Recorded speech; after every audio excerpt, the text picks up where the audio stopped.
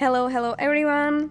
Today I have a different video for you because you can see the footage of my new online course which will be ready in approximately few weeks, and I really wanted to show you how it looks like and how my model looked like.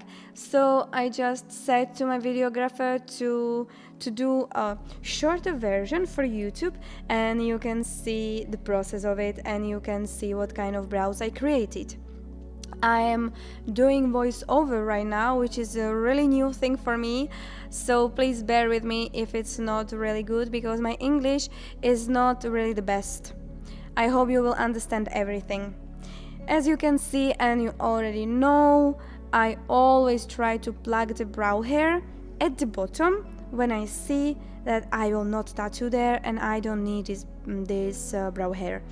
I like to prepare the brows really well because if I don't plug the brow hair, sometimes when I do with the pencil, when I do this bottom line, I realized that if I go through the brow hair, my line is not so clean. My line is not so crisp, and I really love a crisp line. And if you have a crisp line and clean line and really precise one, then your outline is beautiful.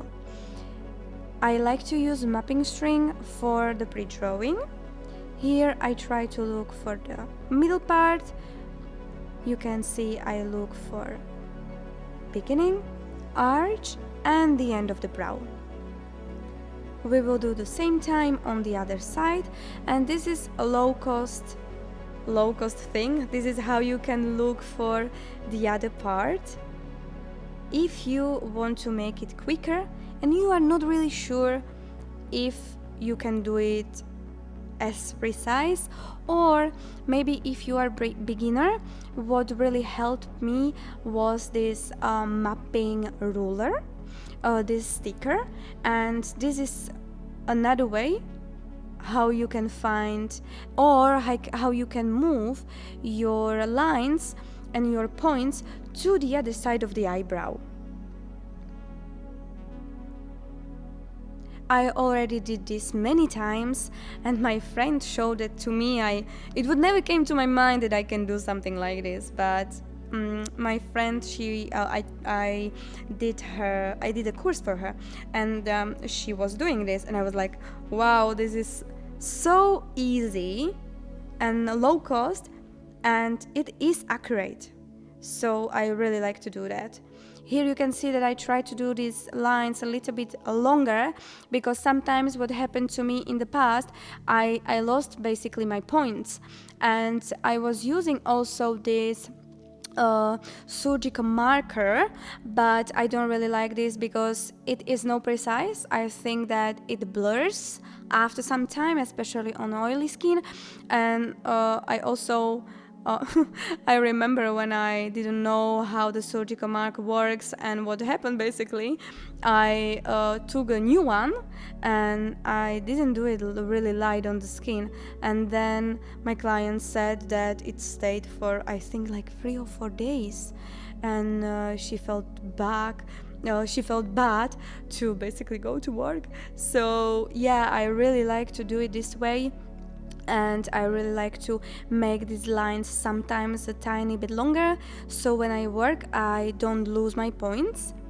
And here you can see that I plug the brows again because I can see where is my outline, and I didn't plug them as much as I possibly could in the beginning, but because she has beautiful brows, when someone has a very full brows, I am scared to plug them because I am scared that it will be too much for the client. So I really do it very gently, and I always do it step by step, and I don't plug a lot at the beginning. I really like to use this pencil. This is the black one. I usually prefer brown one, but I didn't have the brown one in the studio, so I used this one. And you can see I barely touch the skin. If you have your pencil really nice and really thin, it is really easy to do beautiful and precise line, and then it's super quick, I would say also, to do the outline. I don't do the outline everywhere, only at the bottom part, and at the top part I like to do it really fluffy, as you will see right now. Here we can see that I do the outline. I like to do the outline with shorter movements, sometimes back and forth, sometimes only towards myself. It really depends how I feel, and it really depends what's comfortable for me at that time when I work. And I like to check it very often so I know it is not really deep and also not really light, because sometimes it happened in the past that I made it this outline was so hard for me when I started, but now with more and more and more experience it became really easy. But I still don't know 100% how thick is the skin when I see it.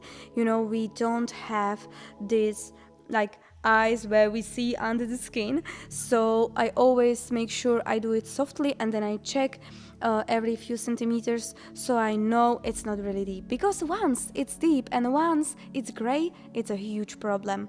Sometimes it happened on a course when I first started, and the girls, they did it a little bit too deep, and then it was a problem. Of course, it also depends on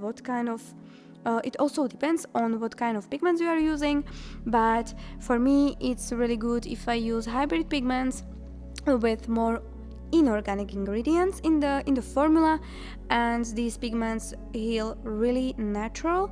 And when I first started, I was using completely the opposite pigments, and it was a lot of stress. So if I can give you a tip for outline, I would say do it softly.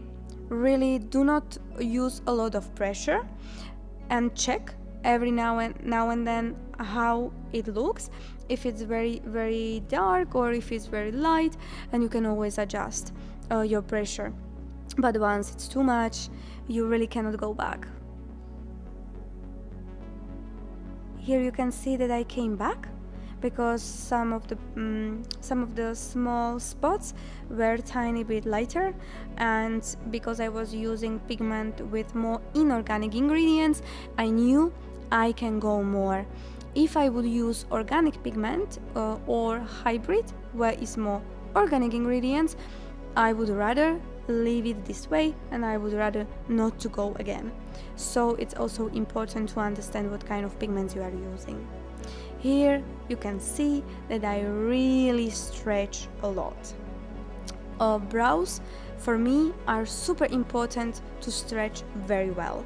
On lips I don't stretch as much, but on brows I really stretch a lot, because the skin is completely different, and it also is harder to stretch the brows than the lips, in my opinion, because sometimes the skin can be really tricky and really tough. But if you do not stretch well, what can happen is that you apply the pigment unevenly into the skin, and then when it heals, it can be really patchy.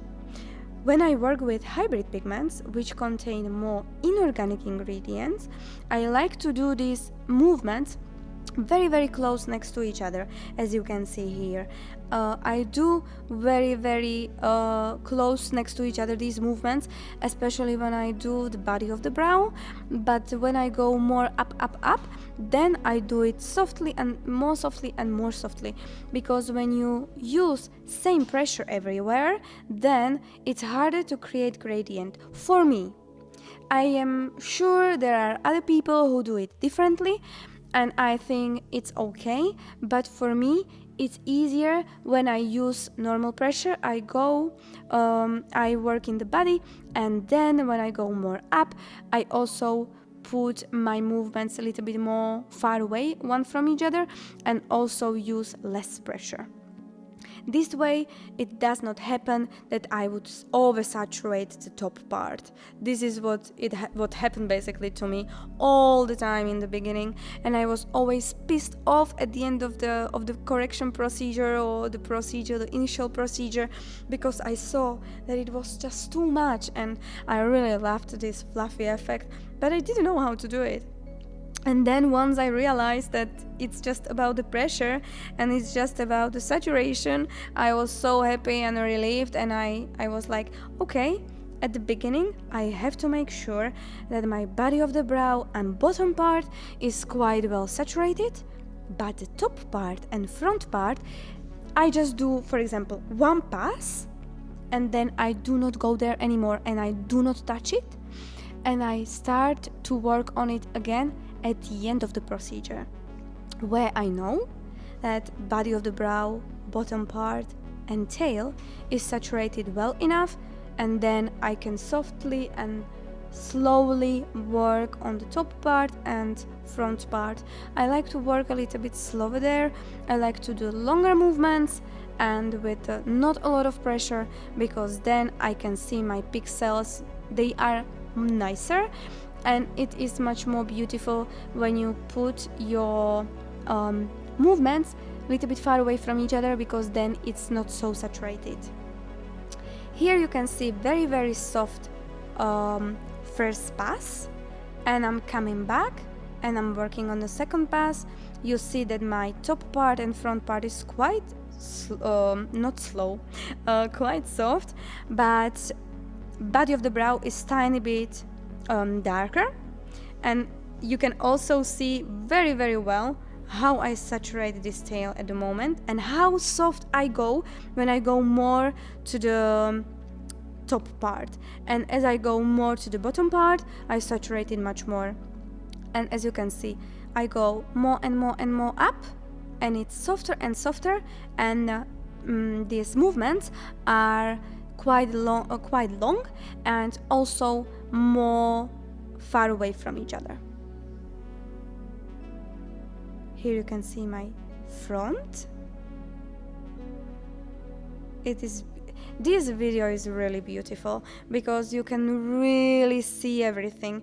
If you look at this video, for example, for 5 times, I am 100% sure that it will change the way how you work, because it's beautifully visible, everything I do.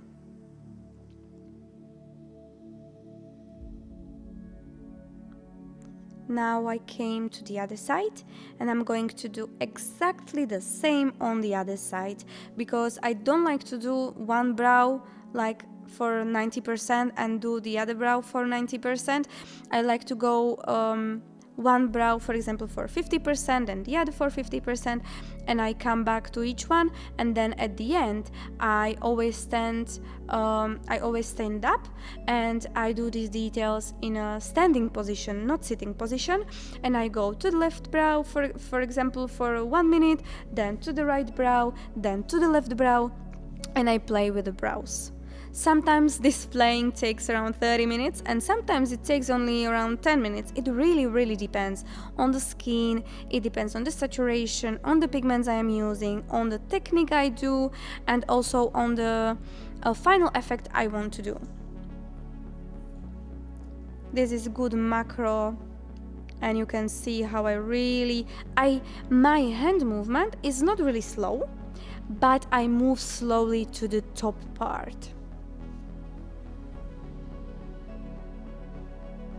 It's so relaxing to look at the video. I'm so happy. I really love it. I remember when we created this video, it was so... I was so tired, and I didn't know. Do you know this feeling when you don't know if the brows are good enough, and then you take pictures and then you are still not 100% sure, and then in 2 days you look at the pictures and you are like, wow, it's so beautiful, this work really looks beautiful. And now I feel this way. We created this at the 10th of May, and now it's 10 or 8 of June. It's like 1 month ago, and I completely forgot how it looked, but it looks really nice. Here you can see that I am using a little bit of secondary anesthetic. I really love to use secondary anesthetic after the first or second pass, but I don't really like to use primary anesthetic. I just don't find it necessary. I don't think it's necessary to use primary anesthetic, permanent makeup shouldn't hurt as much. And here, look at the pixels and look at the gradient. This is already, I think, my third pass, and you can see that I try to make my top and front a little bit nicer, and now it's the time to play with the gradient. I still want to do this bottom part a little bit more saturated, but I also play on the front part and top part. These really small pixels, like a sand, they are the most beautiful in my opinion. It's really hard to basically do them, it's really hard to create them, but when I have a beautiful client with a really nice skin and everything is okay and I feel energized, I can create a really beautiful brows. But sometimes when I'm tired and when it's like busy day and I have a hard skin, it's not so easy for me to create this. It really is, it's not every day, really.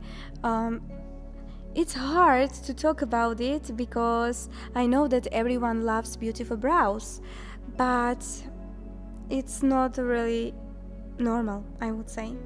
These kind of eyebrows, this is not what I do every day, because I don't have such a beautiful skin every day. You know, we are working on oily skin, on a thick skin, on a problematic skin, different kind of skin, and with different kind of skin, you do different kind of work. And here you can see how basically my last pass looks like. I always try to saturate the bottom part quite well at the end, so I make sure when it heals it's beautiful, and then I play with the top part and front part for a long time. At the end I always brush the brows, I always remeasure again, and when I feel like it's ready, I do like small last touches, and that's it. I really like this work, and I hope you will like it too when you see it.